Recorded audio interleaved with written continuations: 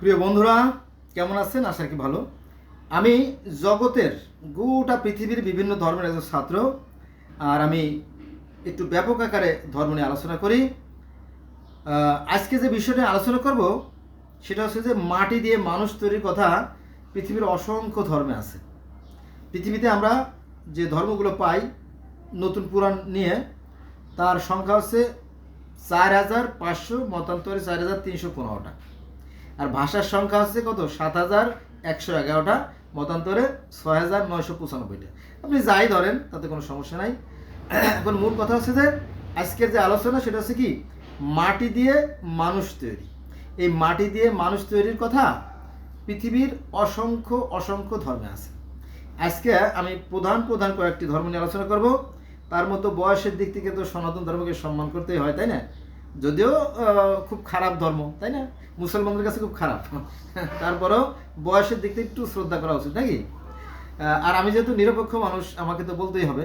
তাহলে সনাতন ধর্মে ধর্ম, তারপরে মিশরীয় ধর্ম, এরপরে আপনার অ্যাস্টিক ধর্ম, মায়ান ধর্ম, ইনকা ধর্ম, তারপরে মিশরীয় ধর্ম তো বলছি, তারপরে ব্যাবিলনীয় ধর্ম, এদিকে গ্রিক ধর্ম, রোমান ধর্ম, ক্যাল্টিক ধর্ম, সামানিজম ধর্ম, আর মিত্রাইজম ধর্ম, আর হচ্ছে আপনার ইহুদি ধর্ম, খ্রিস্টান ধর্ম, ইসলাম ধর্ম। মনে করেন 10, 20, 50 যাও, যা আসে আমি আমার মেমোরির মধ্যে যতটা পারি সেটা আমি আলোচনা করবো। চলো শুরু করি। আচ্ছা, গোটা পৃথিবীর মধ্যে সর্বপ্রথম এবং সর্বপ্রাচীনতম যে গ্রন্থ আমরা পাই সেটা হচ্ছে গিলগামেশ। কারণ কি জানেন? এই গিলগামেশটা আজ থেকে অসংখ্য বছর আগে, মানে অনির্দিষ্ট বছর আগে, বর্তমান যে ফিলিস্তিন এবং ইসরায়েল তার মাঝখানে যে জর্দান নদী অর্থাৎ ডেড সির পাশে সেই পোড়ামাটির ফলকে এটা সংরক্ষিত ছিল। এটার পার্ট উদ্ধার করা গেছে, তবে আংশিক পরিপূর্ণটা উদ্ধার করা সম্ভব হয় নাই। ঠিক আছে, যাক মূল কথা আসি। তো এই যে গিলগামেশের গ্রন্থ কিন্তু বাংলায় পাওয়া যায়, বাংলাদেশে আপনি খুঁজে নিতে পারেন। তো এই গিলগামেশেও সেই দেবী আরুরু, অর্থাৎ সেই সৃষ্টিকর্তা আর কি, সৃষ্টিকর্তা হচ্ছে আনু। এই আনু দেবী আরুরকে বলিলেন যে, হে দেবী আরুরু, তুমি কাদা দিয়ে মানুষ তৈরি করো। তারপরে কাদা দিয়ে মানুষ তৈরি করলো। তারপরে গল্পের যে নায়ক গিলগামেশের পিতা লুগালবান্দা, তাকে সৃষ্টি করা হলো। আর এই গিলগামেশের মাতা ছিল স্বর্গীয় দেবী অর্থাৎ স্বর্গীয় দেবীর সাথে এই মর্তের মানুষের সাথে যে বিবাহ হয়, স্বাভাবিক কারণে তো মেলার কথা না, তাই না? এই কাহিনীগুলো আছে। আর আমরা যদি প্রাচীন ধর্ম যেমন প্রাচীন ব্যাবিলনীয় বা ইহুদি তালমুদ যদি আমরা দেখি, সেখানে আমরা দেখবো যে স্বর্গের সে দেবী লিলিথ আর অ্যাডামের সাথে যে সম্পর্ক হয়েছিল, তাদের মধ্যে একটা হিংসা বিদ্বেষ ঘৃণার কারণে তারা সংশ্লিষ্ট হয়ে যায়। অর্থাৎ সেই লিলিথ আকাশে চলে যায়, স্বর্গে চলে যায় ইসমে আজম পড়ে, ফলে আবার আদম একাকী হয়ে যায়। তারপরে সৃষ্টিকর্তা কী করলেন? আবার হাওয়াকে সৃষ্টি করে তার সাথে,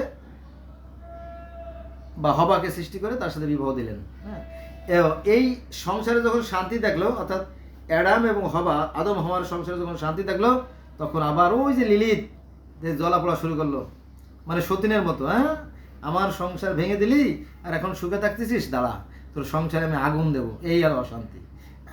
এই কাহিনীগুলো বিভিন্ন ধর্মে বিভিন্নভাবে বর্ণনা করা আছে। মূল কথা আসি।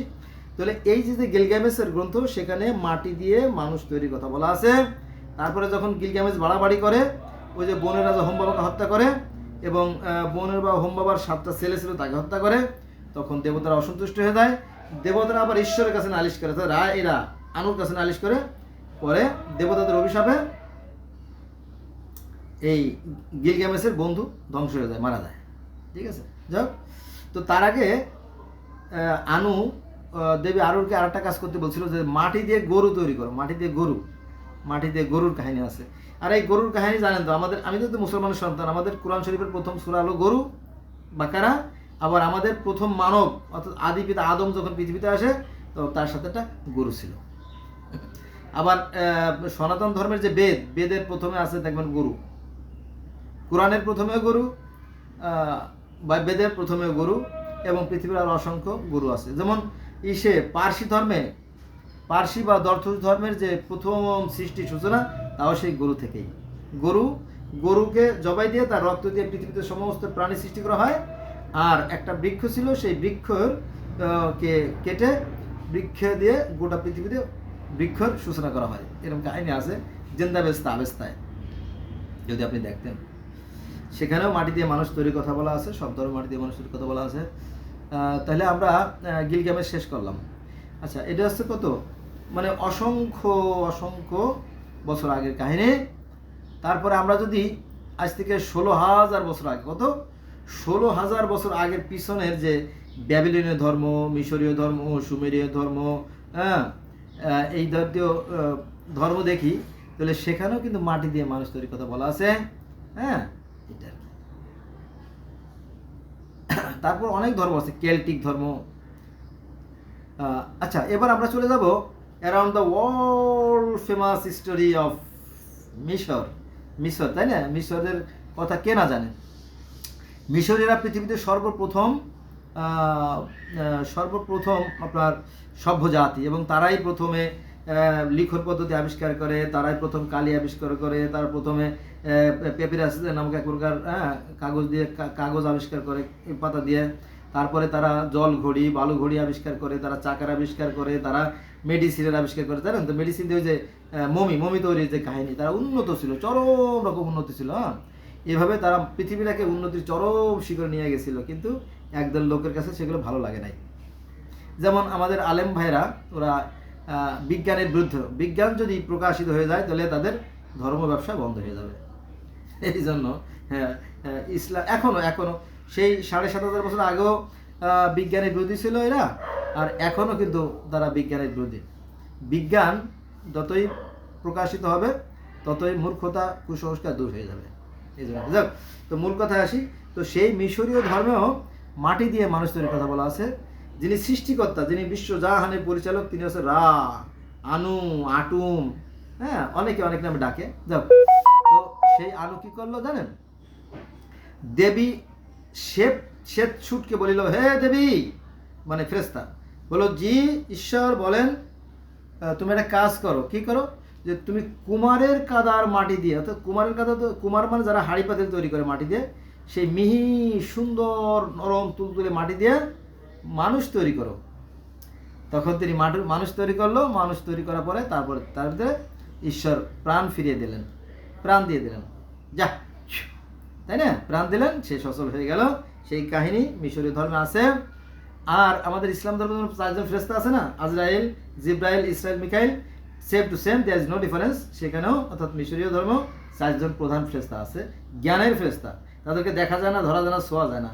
হু, শেহা, শেহেম, হেহ, এই 4জন আছে প্রধান দেবতা। একজন সৃষ্টি করে, একজন পালন করে, একজন ধ্বংস করে, একজন মেসেজ দেয়। ঠিক আছে? যাক, তখন সৃষ্টি করা হয়ে গেল। ঈশ্বর আর মানুষ একসাথেই থাকতো। তো প্রথম মানবী, ওই যে মাটি দিয়ে প্রথম মানবী সু এবং প্রথম মানবী তেপনাথকে সৃষ্টি করলো। তো সৃষ্টি করার পরে তারা ভালোই ছিল, তাদের ঘরে আবার নাতনি জন্ম নিল, অর্থাৎ ওসাইরিস, আইসিস, শেত, নেপথিস, আনবিস, 5 সন্তান তৈরি হলো। যেমন আদমের 5 সন্তান, হাবিল, কাবিল, শীষ, গাজবিব, আকলিমা, ওরকম ওখানে 5 সন্তান জন্ম নিল। তো ভালোই ছিল, আল্লাহ ঈশ্বর থাকতেন একদিকে আর ওরা থাকতেন একদিকে, ভালোই ছিল। কিন্তু এই বিষয় উপলক্ষে ক্ষমতা নিয়ে এই শেতের সাথে ওসারিসের যুদ্ধ, দীর্ঘদিন 80 বছর ধরে যুদ্ধ। পরে একসময় ঈশ্বর বিরক্ত হয়ে গেল, না, তোদের সাথে আমি থাকবো না, তোরা বেয়াদব। ভাবছিলাম তোরা আরাম এসে থাকবি, আমার আশেপাশে খেলাধুলা করবি, আমি দেখবো, কিন্তু তোদের এই আচরণ আমার ভালো লাগলো না, আমি জায়গা বোঝেন না, লেটস গো টু হেভেন, চলো স্বর্গে চলে যাই। দেন কল টু এয়ার, মানে বাতাসকে ডাকলো, বাতাস। তো বাতাসের তো নিয়ন্ত্রণ একটা কক্ষ থাকে, তাই না? একটা সেন্টার থাকে, নইলে তো এলোমেলো হলে হয় না। বাতাসের দেবতার নাম হচ্ছে কি নুটকে বলো, নুট এদিকে আসো। বলো, জি ভগবান বলেন, তুমি আমাকে স্বর্গে নিয়ে চলো, আমি এখানে থাকবো না। বলো, যথাজ্ঞা, ওঠেন। তো বাতাসে সা করে সেই রা বা আটুম বা আনুকে স্বর্গে নিয়ে গেল। তো ওই সাথে যে সমস্ত প্রধান শ্রেণীর দেবতা ছিল তাদের মধ্যে ওসাইরিস একজন। তো বললো যে হুজুর আপনি চলে যাচ্ছেন, আমি এই নোংরা পৃথিবী থাকবো না, কারণ এটা এখানে মারামারি কাটাকাটি খুনে তুমিও যাবা, চলো। তো সে বলো তাহলে তুমি ইসে ওঠো, গরুর পিঠে ওঠো। তো গরুর পিঠে উঠলো, এর সাথে আরও কিছু দেবতা। একজন বলতে মানে কি অনেক, এর সাথে একটা থাকে না, একটা গ্রুপ থাকে না, দেখে সেনাবাহিনীর একটা থাকে না এই যে পল্টন কার্টুন কি বলে তাই না, প্লাটুন আর কি, প্লাটুন। তো ওই প্লাটুন সহ গরুর পিঠে চলে স্বর্গে চলে গেল। তারপরে পৃথিবী অন্ধকারে পড়ে রইল। এগুলো পাবেন আপনি মিশরীয় পুরাণ আছে, বাংলায় পাওয়া যায়, মোস্তফা মিরের লেখা দেখবেন। তারপরে পৃথিবীর অন্ধকারে পড়ে রইল। পরে ওই যে প্রমিথিউস আগুন চুরি করে আনছিল, গ্রিক ধর্মে রোমান ধর্মে আছে, প্রমিথিউস আগুন চুরি করে আনছিল, ঠিক ওরকমটি মানুষদের মধ্যে একজন ওই যে প্রথম মানব আছে সুয়েতনাথ, তো ওই সেই আগুন নিয়ে আসে, আগুন এনে আবার পৃথিবীকে আবার চালু করে। এই যে আগুন ছাড়া কিন্তু পৃথিবী চলে না, উপরে তো আগুন আছেই, মানে সূর্য তো আছেই। এটা আছে সূরা নূরের 25 নম্বর আয়াতে, সূরা আনামের 103 নম্বর আয়াতে, আর সূরা শুরার 1 নম্বর আয়াতে খোঁজ করে দেখেন।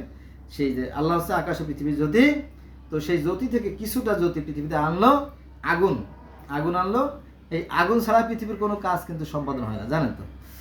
তাহলে আমরা কয়টা আলোচনা করলাম, সেই গিলগামেশ আর হলো মিশর, দুইটা আলোচনা করলাম। এর মধ্যে গ্রিক ধর্মের রোমানদের আমিষটা চলে আসে। আচ্ছা, এবার আসেন সনাতন ধর্ম ফেলে রেখে লাভ নাই, যেহেতু বয়সে দেখতে সম্মানী, তাকে কিছু বলতে দেয়া যাক।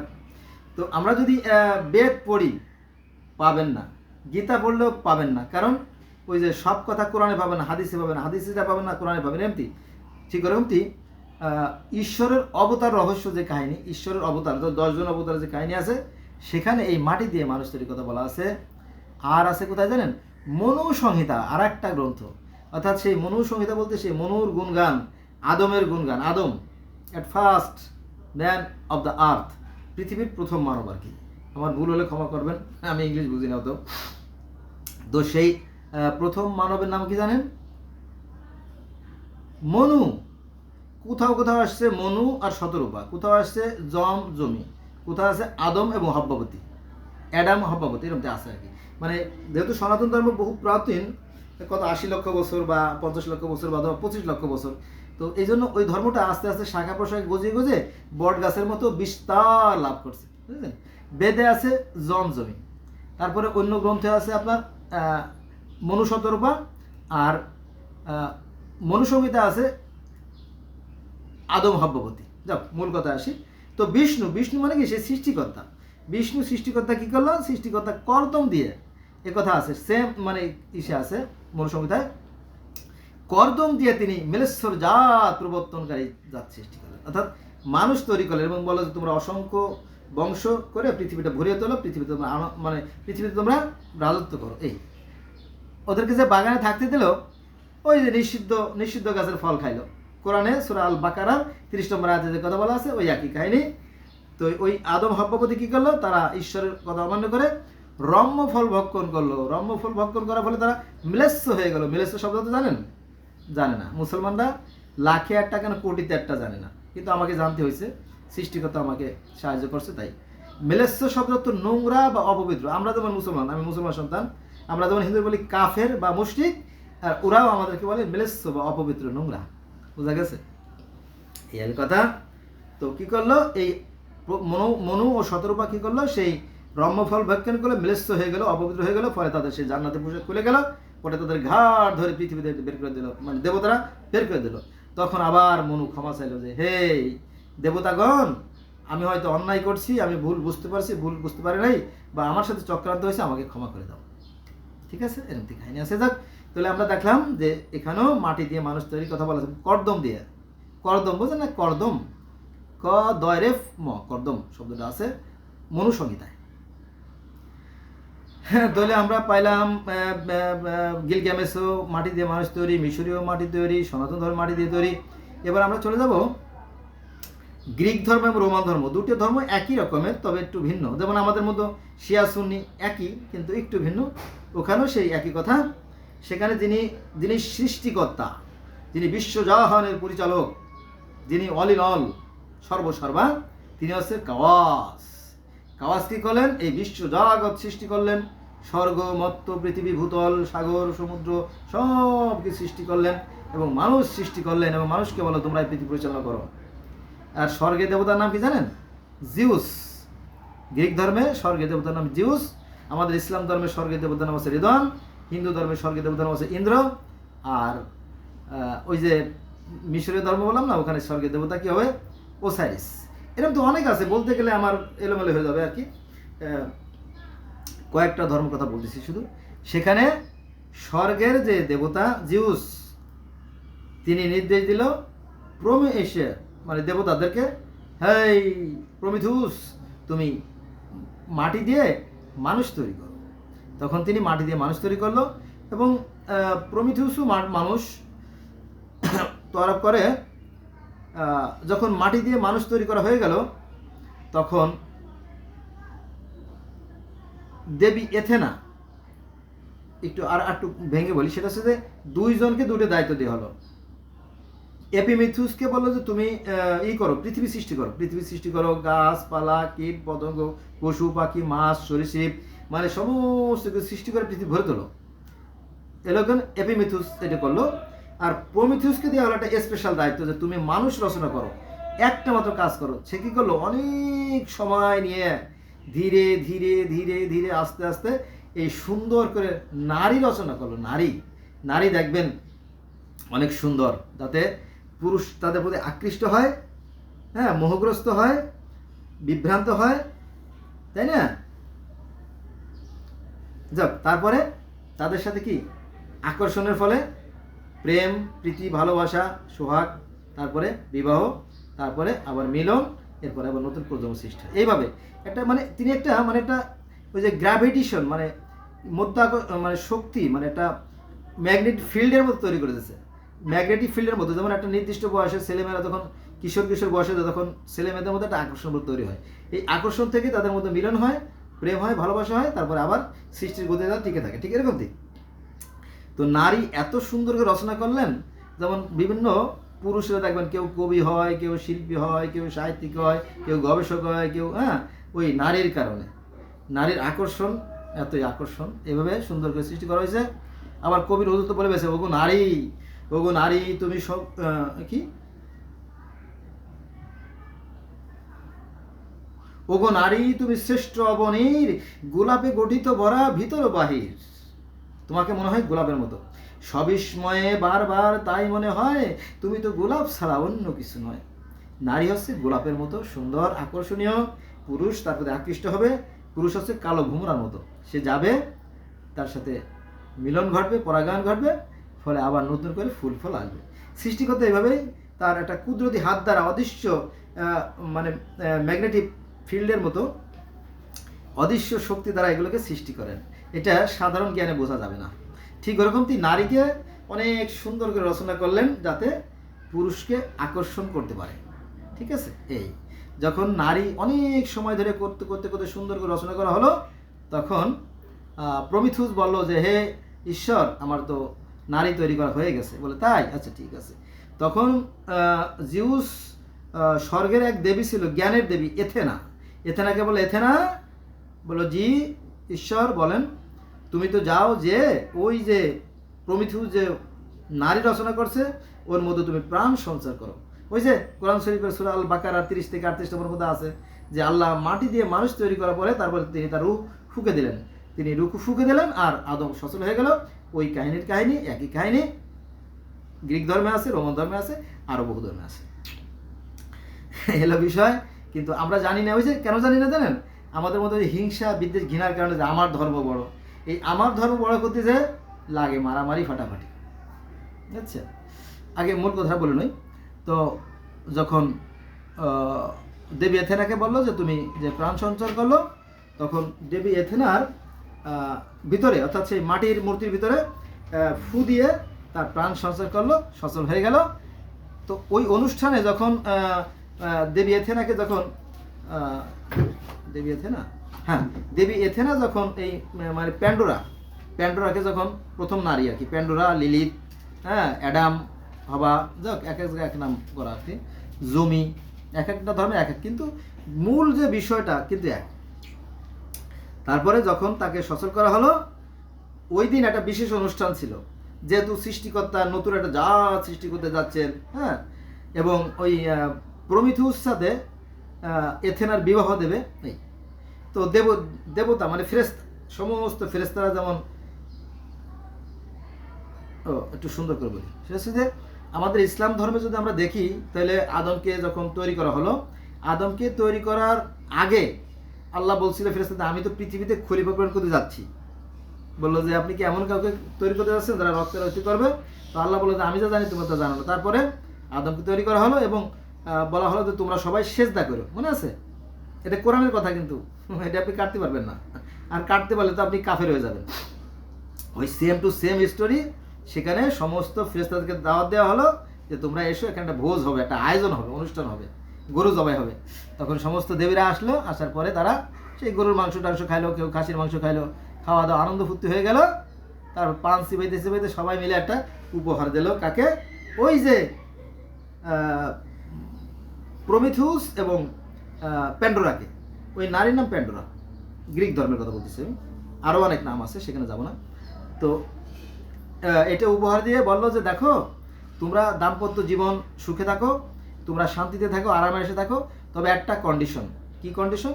এই যে বাক্স তোমাদেরকে দিলাম, এই বাক্স কখনো খুলবা না, খুললে কিন্তু বিপদে পড়ে যাবা। তারা সুখে শান্তিতে ছিল, কিন্তু ওই যে সুখে থাকলে ভূতে কিলায় কথা আছে না, সুখে থাকলে ভূতে কিলায় ঠাস ঠাস। তো ওদের খালি ওই অ্যালার্জি, মাঝে মাঝে অ্যালার্জি ওঠে। কি দেশে এই বাক্সের মধ্যে, কি দেশে এই বাক্সের মধ্যে, কি দেশে, এই কৌতূহল করতে করতে করতে হঠাৎ করে একদিন, ওরা ভালোই ছিল, খুব আরামে ছিল, কোনো রোগ শোক ব্যাধি যাতনা মানে কাতরতা বেদনা হতাশা কিছুই ছিল না।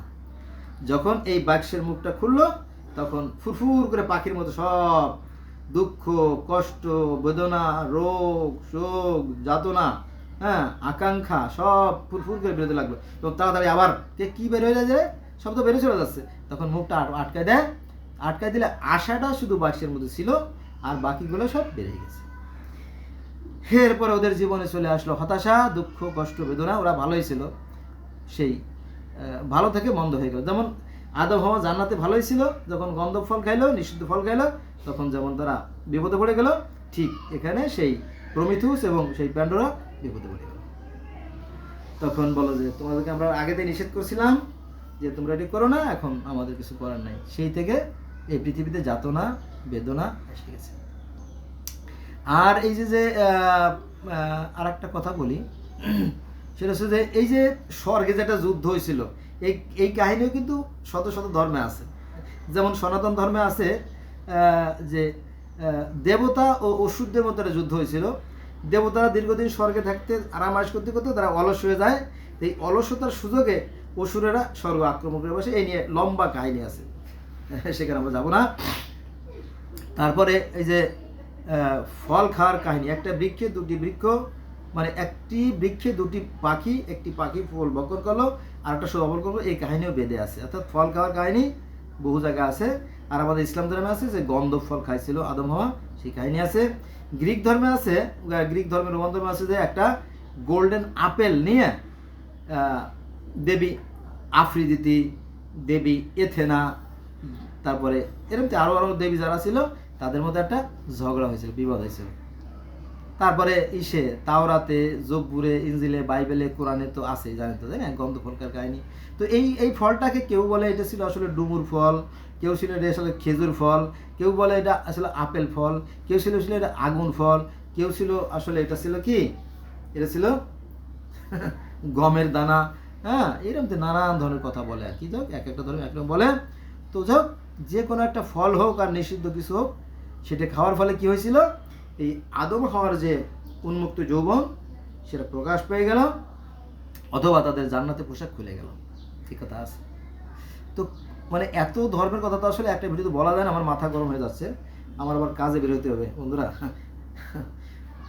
কাজে চলে যাব, তো সময় খুব কম পাই আর কি। তো এই ফলের কথা পৃথিবীর অসংখ্য ধর্মে আছে, এই বিষয়। আরও ধর্ম আছে, আরও ধর্মের কথা বললাম না, যেমন সামানিজম ধর্ম, কেল্টিক ধর্ম, অ্যাজটেক ধর্ম, তারপরে আপনার পার্সি ধর্ম, হ্যাঁ পার্সি মানে কি জরথুস ধর্ম আর কি, এরকমটি বহু ধর্মে আছে, ঠিক আছে। কোথাও কোথাও বলা হয়েছে সেই হোমা, সেই ছিল হচ্ছে হোমা বৃক্ষ, হোমা বৃক্ষ। তারপরে চীনের যে ধর্মগুলো যেমন Japan, Laos, Cambodia, Vietnam, Thailand, Bangkok, সেখানেও একটা ফলের কথা বলা আছে, আমার নাম মনে নাই, একটা নোট করা আছে আমার, সেই নোটটা আমি এর মধ্যে হাতে রাখি নাই, মানে মুখস্থ বলতেছি তো, তো সেখানেও একটা বৃক্ষের কথা বলা আছে। তার মানে কি পৃথিবীর শত শত হাজার হাজার ধর্মে সেই বৃক্ষের কথা বলা আছে। আর ইসলাম ধর্মে আছে গেলে সাজারা, সাজারা আরবি শব্দ যারাত্ম বৃক্ষ। সনাতন ধর্মের সেই বৃক্ষের কথা বলা আছে, একটি জ্ঞানদায়ক বৃক্ষ। কি বৃক্ষ? একটা জ্ঞানদায়ক বৃক্ষে দুটি পাখি অবস্থান করতো, একটা পাখি শুধু সেই সাধু পিম্পলটাকে ভক্ষণ করলো, আর একটা শুধু অবলম্বন করলো, এই কথা আছে। আবার অন্য ভিডিও দেখলে হয়তো পেয়েও যেতে পারেন আর কি, ঠিক আছে। এই তো এই একই কাহিনী এক একজনে এক একভাবে এক এক ভাষায় বর্ণনা করছে, এই বিষয়। কিন্তু আমি যেটা বারবার বলি এখন সেটা বলে দেবো যে সৃষ্টিকর্তার বিধানের কোনো পরিবর্তন নাই। আমাদের একটাই আকাশ, একটাই পৃথিবী, একটাই আকাশ, একটাই পৃথিবী, একটাই চাঁদ, একটাই সূর্য। গোটা পৃথিবীর মানুষ আমরা একই অক্সিজেন ভোগ করি। পৃথিবীর প্রত্যেকটা মানুষের রক্ত লাল, পৃথিবীর প্রত্যেকটা মানুষ সুখে হাসে, দুঃখে কাঁদে, শীতে কাঁপে, প্রত্যেকের আবেগ অনুভূতি এক। পৃথিবীর প্রত্যেকটা মানুষ মাথা দিয়ে চিন্তা করে, পৃথিবীর প্রত্যেকটা মানুষ চোখ দিয়ে দেখে, পৃথিবীর প্রত্যেকটা মানুষ নাক দিয়ে ঘ্রাণ নেয়, পৃথিবীর প্রত্যেকটা মানুষ মুখ দিয়ে কথা বলে, পৃথিবীর প্রত্যেকটা মানুষ দাঁত দিয়ে হাসে, তাই না? তাই না? তো এরকম হাত দিয়ে ধরে, পা দিয়ে চলে, তাই না? মুখ দিয়ে খায়। So all men are equal, there is no difference in the age of creator, of love. Isn't it? Yes. So I shall request to my friend, let's go from today, we shall never call for the religion. তো আজকে আমার সর্বোপরি অনুরোধ, চলুন আমরা ধর্মের বিবাদ সৃষ্টি না করি। এই কাহিনীগুলো আমাকে জানতে দেওয়া হয় না কেন জানেন? ওই যে এখানে সৃষ্টিকর্তার ইচ্ছা, মনে করেন যে এই যে একটা উদাহরণ দেয়, example is better then percept. যেমন আপনার কি বলতেছিলাম, যেমন আপনার টাকি মাছ, পুঁটি মাছ থাকে ছোট ছোট কুয়ায়। এই টাকি মাছ যদি একটু বড় খালে যায় বা কুয়াতে যায়, পুকুরে যায়, দেখবেন যে বড় শৈল মাছে বা গজার মাছে বা বেলে মাছে খেয়ে ফেলবে। তারপরে চিতল ফলি, বড় সাইজের ফলি, ভাগর, হাঙ্গুর, বোয়ালে খেয়ে ফেলবে। খেয়ে ফেলবে না? খেয়ে ফেলবে। আবার পুকুরে যে সমস্ত মাছ আছে, তাই না, সেগুলোরে আবার বড় মাছে ছোট মাছে খায়, ছোট মাছে ছোট মাছ আবার শ্যাওলা খায়, এটাই তো বিধান। আচ্ছা, তারপরে যদি আমরা নদীতে যাই, সেখানে বড় বড় হাঙ্গর, ভাগাড়, তাই না, তারপরে শিশু, কুমির আছে না? আছে। এরপরে যদি আমরা সাগরে যাই, তাহলে সেখানে কি আছে? তিমি মাছ, এরকম তো অতিকায় প্রাণী। তো এগুলো হচ্ছে সৃষ্টিকর্তার সৃষ্টি বিধান, এটা অলঙ্ঘনীয়। তো এই কথার ভিতরে একটু কথা বলি। আজকে হচ্ছে কত? আজকে কয় তারিখ মা? 17 তারিখ না? আজকে হচ্ছে 17/5/2025 সাল, শনিবার, তাই না? তো এখন যদি আমি বাড়িতে যাই, তাহলে সেই গাছগুলো আর দেখি না, ভিতরে ব্যথা লাগে। কি সুন্দর দিন কাটাইতাম আমরা। ওই চিপস, চকলেট, চুইনগাম, ফুচকা এগুলো খেতাম না। আমরা কি খেতাম জানেন? ডুমুর, বোরের মতো এক প্রকার ডুমুর, এগুলো কাটা ভেঙে ভেঙে ওইটা খেতাম। তারপরে আম জুমজুম, কালো জামের মতো, এটা বাঁশের বনে হয়, ছায়া জায়গায় হয়, আম জুমজুম থোকা থোকা। তারপরে সবচেয়ে ইন্টারেস্টিং যে জিনিসটা, সেটা হচ্ছে বেতফুল। বেতফুল, বেতের খেতে, বেতের ভিতরে, বেতের জঙ্গলের ভিতরে বড় বড় সাপ, গুক্কু সাপ, একবার সবল দিলে ওইখান থেকে ফিরে আসা কোনো সুযোগ নেই। সেই সাপকে ভয় করতাম না, লাঠি দিয়ে কাটা ভেঙে ভেঙে সেই বেতফুল পকেট ভরে নিয়ে আসতাম, খাইতাম। বেতফুল গালের মধ্যে দিয়ে দিয়ে তার কষটা, যেটা আর কি টক কষটা ফেলে দিয়ে চাউলের মতো চাবাই খেতাম, এরকম। তারপরে একটা ছিল, জাম ছিল, যে জন্য এই কথা বলা। এক প্রকার জাম আছে আপনার টিকটিকি ডিমের মতো, সেম টু টিকটিকি ডিমের মতো গোল, হ্যাঁ, তাকে বলে খুদে জাম। সেই জামগুলো আজ আর দেখি না আর কি। তারপরে চাপই সুপই আছে টক, সেইগুলো। তারপরে আছে আপনার সড়া, এটা হচ্ছে ওই যে চকলেটের মতো, লাভ চিনের মতো, এটা আবার গোলাপি কালার। এটা সড়ার ফল, হ্যাঁ, ওই পাতাটা খসখসে পাতা, ওই পাতাগুলো মানুষের নৌকোর মধ্যে দিয়ে নৌকো ডুবিয়ে রাখতো, আর নৌকোর মধ্যে মাছ যে জমতো, এরকম আর কি। তো সেই ফলগুলো প্রকৃতি থেকে বিলুপ্ত হয়ে গেছে, আর কোনোদিন আসবে কিনা জানি না। দেশে গেলে কষ্ট হয়, গ্রামে গেলে, গ্রামের বাড়িতে গেলে কষ্ট হয়। কোথায় গেল সেই সোনার দিন, সেই যে মাছ, সেই যে আপনার কি মাছ জানি বলে ওটা, স্যালেন্দা, ফাইসা, টাটকেনি, কল্লা, রিঠে, দেশি সরপুঁটি, হ্যাঁ, এগুলো বিলুপ্ত হয়ে গেছে, চিরতরে বিলুপ্ত হয়ে গেছে। ইলিশ মাছ তো, ইলিশ মাছের আমার চোখের সামনে, ওনার নাম কি, আকরাম, আকরাম মোল্লা নামে এক মামা, উনি দেখলাম যে জাল টেনে টেনে ইলিশ মাছ খুলতেছে, তাই না। আমরা এক বাড়িতে গেলাম বেড়াইতে যশোরে, নড়াইলে। তো এটা হচ্ছে আপনার ইসে ইতনে ঘাট, ইতনা একটা নদী আছে, বিশাল নদী, খুলনা থেকে যে নদীটা আসছে, ওই নদী থেকে আমরা মেহমান গেলাম, যাওয়ার পরে সে কী করলো, ওই যে আপনার আছে ফাঁদ আছে, ফাঁদে ইলিশ মাছ বাঁধে দেয়, তো সেই ইলিশ মাছ ধরে আনলো, তাজা ইলিশ কাটলো, রান্না করলো, সে কি অমৃত। আর একটা জায়গা বলি আমি, এই যে আপনার ভাইটেপাড়ার যে কালনা, এখানে গেলাম একদিন বেড়াইতে, ওরা নিজেরাই জাল পাচ্ছে, জাল থেকে চাপলে মাছ ধরে আনলো, তাজা চাপলে, সেগুলো নাই, বিলুপ্ত হয়ে গেছে। তো পৃথিবীটা অনেক সুন্দর ছিল, কিন্তু এই আমাদের মানুষের নির্বুদ্ধিতার কারণে সেই সুন্দর পৃথিবীটা আজ নরকে পরিণত হয়ে গেছে, কারণ আমরা ময়লা আবর্জনা পানিতে ফেলাই বিষাক্ত করে ফেলাইছি। তার মানে কি, আমরা নিজেরাই লাথি মারছি, অনেকটা নির্বোধ শিশুর মতো। অনেক নির্বোধ শিশু দেখবেন যে বাচ্চা বারান্দায় খেলতেছে, মা একটু বাড়ির নিচে গেল, কলসে একটু পানি আনা লাগে, এর মধ্যে দেখলো বাচ্চা পায়খানা করে নিজের পায়খানা নিজেই খাচ্ছে। অনেকটা আমরা সেই নির্বোধ জাতি, কিন্তু তারা নয়। দেখবেন যে আপনি Laos, Cambodia, Vietnam, Japan, Thailand, ওখানে যাবেন, দেখবেন ওরা পানিকেও দূষিত করে না, আপনার মাটিকেও দূষিত করে না, বাতাসকেও দূষিত করে না, তারা অনেক সুন্দর আছে, ভালো আছে। আসুন আমরা আমাদের বিবেকের কাজে লাগাই, আমাদের চারিপাশকে আমরা সুন্দর করে গড়ে তুলি। তো বন্ধুরা, আজকে এই পর্যন্তই, বেড়ে যেতে হবে। তো ধন্যবাদ সবাইকে। যদি আমার কথা দ্বারা কষ্ট পান, তাহলে ক্ষমা সুন্দর দিয়ে আসবেন। হ্যাঁ, পৃথিবীতে যত ধর্ম আছে, সব ধর্মই সত্য, সুন্দর, কল্যাণের কথা বলে, ন্যায়ের করা, আদর্শের কথা বলে। কোনো ধর্মকেই বলে না চুরি করা বৈধ, কেউ বলে না, ঠিক আছে। প্রত্যেকটা ধর্মই সুন্দর, অনেকটা রাস্তার মতো। আপনি একটা গন্তব্যে পৌঁছবেন, আপনি বিমানেও যেতে পারেন, হেঁটেও যেতে পারেন, ট্রেনেও যেতে পারেন, সাইকেলেও যেতে পারেন, এটা আপনার একান্ত ব্যক্তিগত ব্যাপার। আল্লাহ হাফেজ।